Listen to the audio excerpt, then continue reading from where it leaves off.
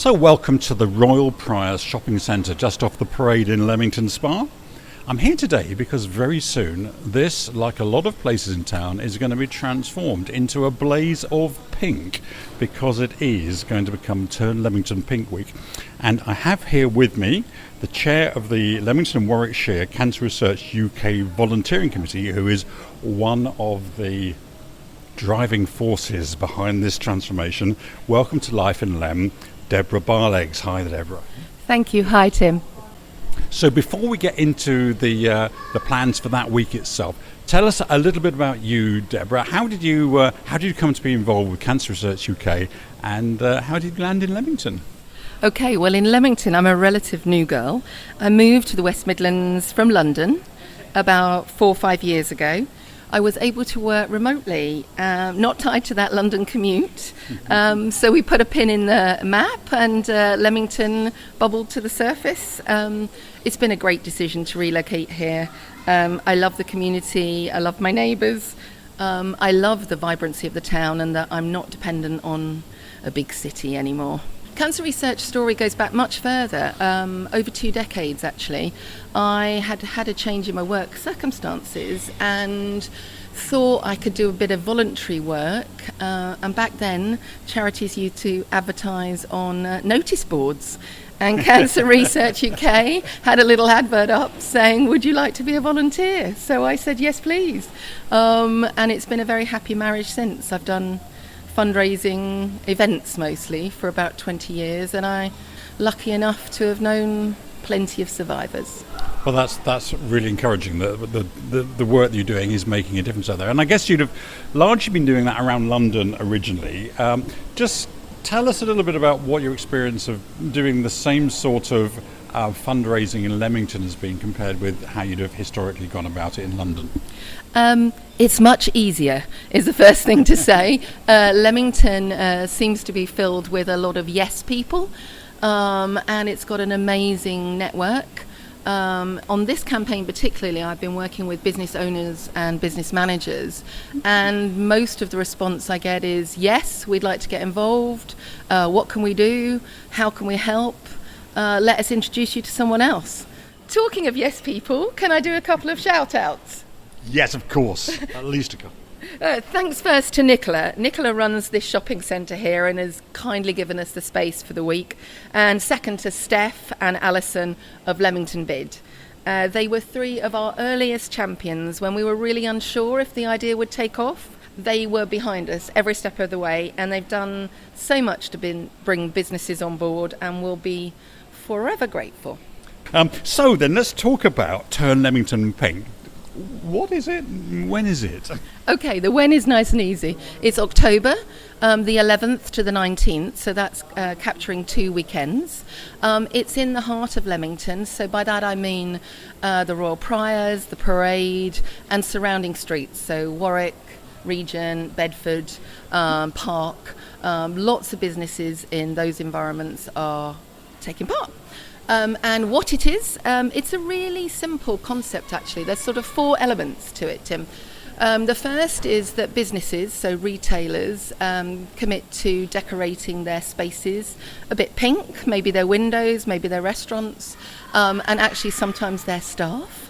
I'm hearing about people dyeing their hair pink for the week or painting their nails. The second bit is that retailers lay on some kind of customer promotion. So there's a real incentive for the public to come into town that week because they may shop at somewhere and that week they're going to get a special discount or a special offer. The third bit is that retailers and businesses are fundraising for us.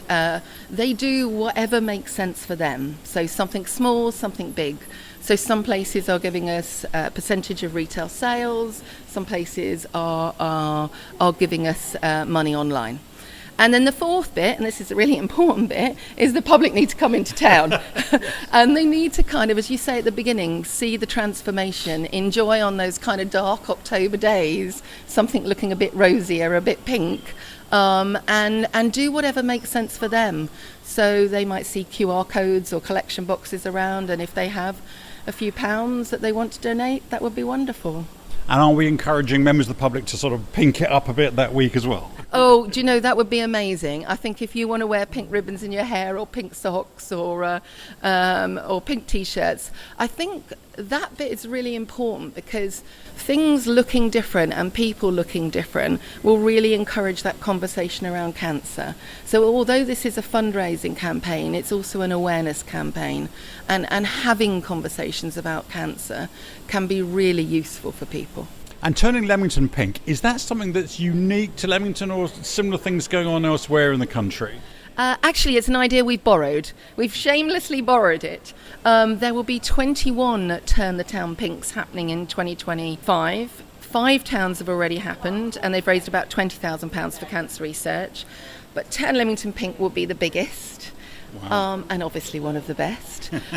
I borrowed it because I really liked the fact that it's a real collaborative community initiative. It's really inclusive. Everybody can just do what's interesting, fun, that feels right for them. There's no pressure. Other than to make Leamington the biggest and best of all of them around the country, of course. Now, I don't want you to spoil any surprises, but of the various businesses that have already signed up to participate, are there any things that they're doing that you think will be particularly fun and noteworthy? Yes, there's quite a lot actually. So in some of the stores, you can go in and guess the sweeties in the jar. I think Domino's Style and Grape Tree are doing that.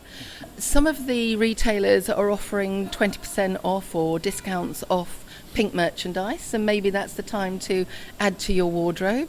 Others, like Skechers, have got an in-store raffle to win £100. So there's a lot going on.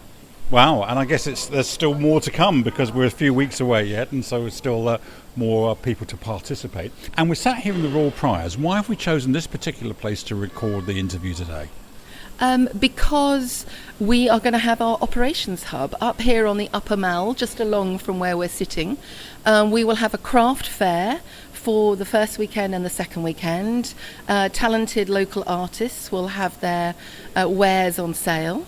We're also going to be decorating the Royal Priors. I think I told you, Tim, that various knitting and sewing groups have been making up to 200 metres of homemade bunting, all pink, of course. In memory of people. That's going to be in the Royal Priors, and also our operations hub. So if you come into town that week, you're not quite sure where to go, what to enjoy, come and see us on the Upper Mall, and we'll also be selling prize draw tickets for £1. The Rotary Club of Leamington has kindly donated some very nice cash prizes. And are there any specific special events that you're running that week to mark turning Leamington pink? Yes, absolutely. There are, Tim. So Bedford Street Studios has got a bake sale on the Wednesday in the afternoon. So if you fancy some of those cakes, I think I've mentioned cakes a couple of times now, actually. If you fancy some of those cakes, please do visit them. Sarah Horn, the florist, a real Leamington institution, is running flower arranging workshops on the Friday the 17th. You can book on her website, and £10 for each workshop goes to cancer research. The Tavistock are holding a free pink party with live DJs on the Sunday. That's the 19th. You go to Eventbrite. And we as a committee have got a couple of events actually. We're having our wrap party at Heart & Co. on the Monday the 20th, the Pink Diner. And our highlight of the week is our 1920s speakeasy. We're calling it the Pink Whisper. It's going to be at the Hush Bar below the terrace. So canapes, fizz, great live music. A chance to dress up in 1920s or perhaps 2020s glamour. And you buy tickets in advance from us. Fantastic. It's an absolutely jam-packed week, isn't it, already? That sounds a load of fun. So for people that are running businesses around town who maybe have not yet been touched by your good works here, involving them, how could they get involved if they're keen to do so? Is it too late to do that? It's not too late, Tim. They just need to email us as soon as possible, or they can find us on our socials, so Instagram and Facebook. We're using the hashtag Turn Leamington Pink, so have a little look on that. You'll spot us. We're the ones with lots of pink-themed photos that we've been posting over the summer. And if you're a business that's already involved, can we encourage you as well to do lots of posting already? It's all now about members of the public coming in. and knowing about it, and then they can really enjoy what we've created with the businesses. Fantastic, and I guess that's a call to action for people listening in public as well, because share this with your friends, share this with your network, so everyone knows that week of the 11th to the 19th of October is when it's all happening. Put on a little bit of pink yourself and head into town and enjoy what's going on. They can also, in that week, if they spot people walking around town with pink T-shirts and cameras in their hands, they're going to be volunteers from the Leamington Spa Photographic Society, who are capturing the record of the week, the visuals of the week for the history books, and also for social media. So go up to one of them and I'm sure that they can point them in direction of a participating store. So the Leamington Photographic Society keeping the official record there. But I guess members of the public, if you're seeing stuff around town that week that's pink and exciting, you too can photograph it or video it and post that online as well? Oh, yes, please. As I said, it's just the hashtag #TurnLeamingtonPink. Tag us or collaborate with us, but definitely share with people your stories of Turn the Town Pink, and encourage friends and family to come in. That's why we're doing it over 2 weekends, Tim. So if you discover it by accident on the first weekend, you can encourage other people to come in the second weekend. Bring your friends on the second weekend. That sounds absolutely pink-tastic there, Deborah. Thank you so much for sharing that. And so if people want to find out some more, where do they go to get that? Okay, the easiest way is to go onto social media, so Instagram or Facebook, and search on Turn Leamington Pink. We've had quite a lot of traction over the summer, so they should be able to find us quite easily. Our bio and contact details are there. They can also find there a link to our fundraising page, which also gives them a lot more information about what's going on. They could pick up a What's On flyer, which will be in the town hall and the pump rooms and lots of retailers from early October. Or if not, they could download the Love Lem app if they haven't done that. So mentioning Steph and Alison again, they are very kindly doing a pink trail for us that week, which will list all the participating businesses, because I've missed a lot off on this podcast. So go to the Love Lem app and look at the pink trail.